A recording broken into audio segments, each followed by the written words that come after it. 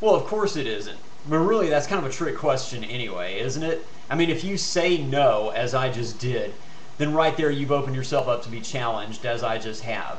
All the other person needs to do is come up with one specific instance of it, and suddenly you've now just been rendered as somebody who's not paying attention to what's going on around you.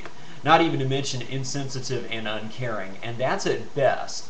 At worst, you're now suspect for being part of the problem because you're suggesting that racism isn't there when, as far as the other person's concerned, it is.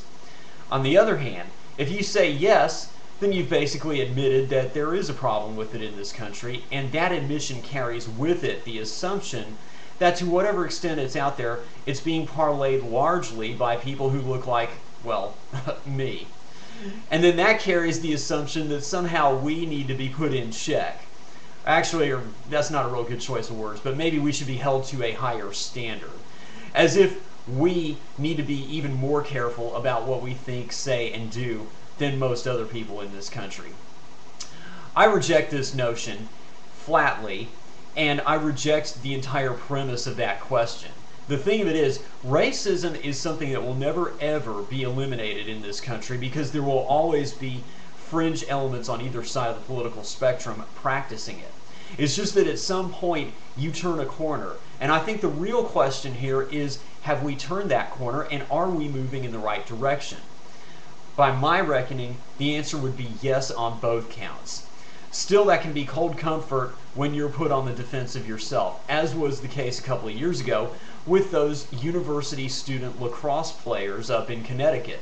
A young African-American lady leveled charges of rape against these 5 or maybe it was 6 students, I don't know.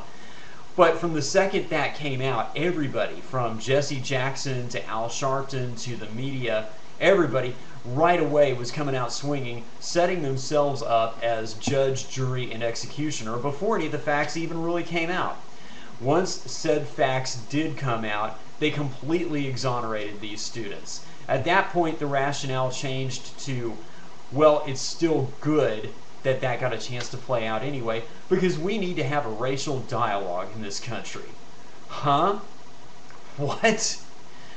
First of all, not only is that a very poor excuse for an apology, Mr. Jackson, Mr. Sharpton, but it happens to be incorrect on its face, and I can prove it to you by giving for you the moment that this dialogue started in this country.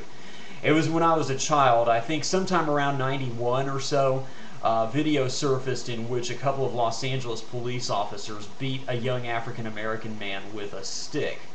As you might expect, this video made its way around the world several times over, and this was well before the internet was even out there. And that's the point where everybody came out and said, we need to have a racial dialogue.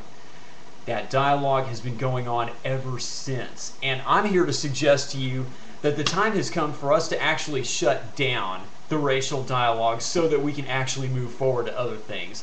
The thing is, when the race card gets tossed around back and forth like a frisbee, it makes it difficult for all of us as Americans to pull together and work on the really big fish that need to be fried in this country. There are plenty of them out there, you know. So, in closing, I'd like to offer up to those of you who think and feel like me, you know, in your heart of hearts, you know that you have no racist tendencies anywhere in your entire system. Yet still, you might feel like you're on the defensive. In that moment, it might be a good idea. If you supported Clarence Thomas or Condoleezza Rice, that might be an appropriate time to mention that. If you support Colin Powell, might be appropriate time to mention that. If you admire or look up to any of our entertainment stars or sports stars, be they from any other culture than your own, might be worth it to mention that. And finally, if you support the fact that George W. Bush organized the most ethnically diverse cabinet in all of American history, not my opinion, by the way, that is a steel-cold fact. And if you support that, that might be worth it for you to mention as well. So for all that, I hope this helped. This has been your good friend Steve saying, come on, America. Let's get it together. I know we can do this. So until next time, Steve out.